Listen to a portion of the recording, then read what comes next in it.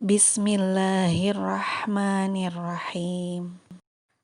Assalamualaikum anak-anak. Kaifa halukum?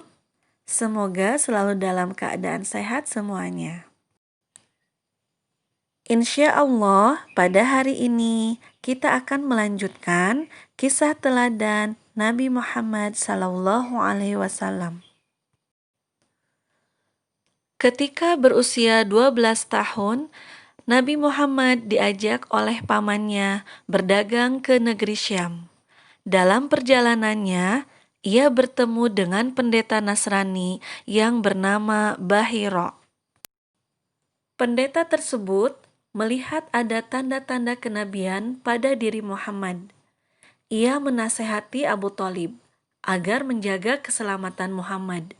Sebab apabila tanda kenabian itu diketahui orang Yahudi, mereka pasti akan membunuhnya.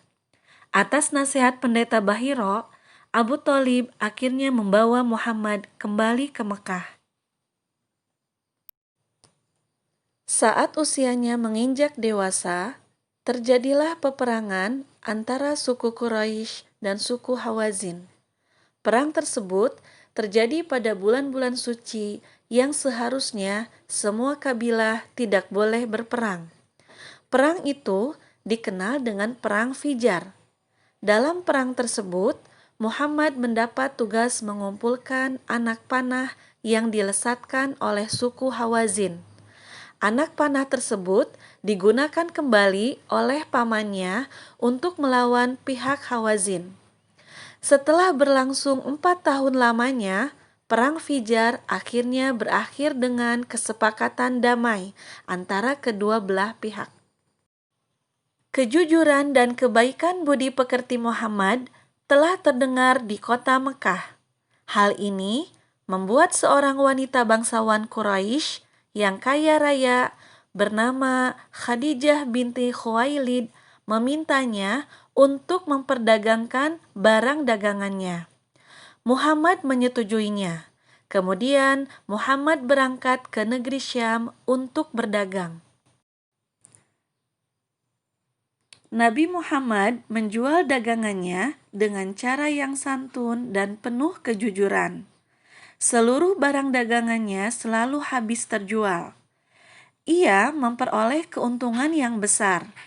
Keberhasilannya yang disertai budi pekerti yang baik membuat Khadijah sangat kagum kepadanya, sehingga timbul keinginan untuk menikah dengannya. Nabi Muhammad kemudian menikah dengan Khadijah. Pernikahan mereka berlangsung secara sederhana. Pada saat itu, usia Nabi Muhammad 25 tahun dan Khadijah 40 tahun. Walaupun berbeda usia 15 tahun, mereka hidup tentram dan bahagia. Suatu hari, istrinya Nabi Muhammad bernama Khadijah pun meninggal dunia. Nabi Muhammad selalu mengingat kebaikan dan kesetiaan Khadijah.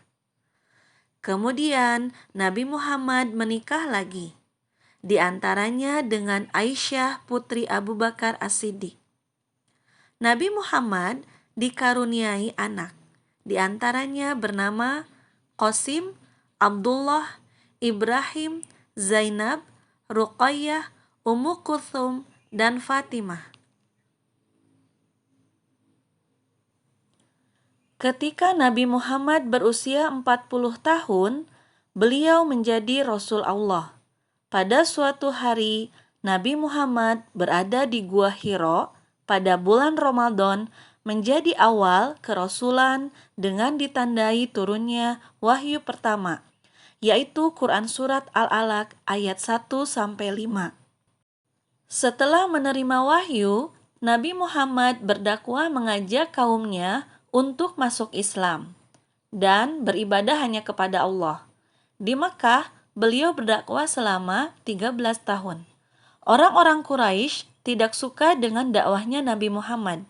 Mereka selalu mengejek, mencela, menyakiti, dan menyiksa Nabi dan para sahabatnya.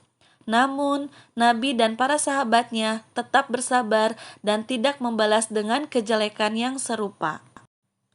Nabi Muhammad kemudian hijrah ke kota Madinah.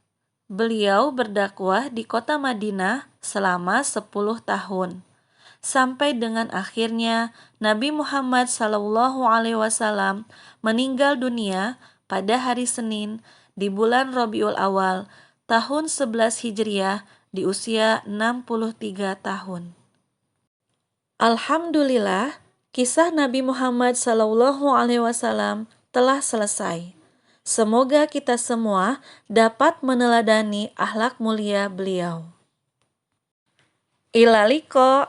Wassalamualaikum warahmatullahi wabarakatuh.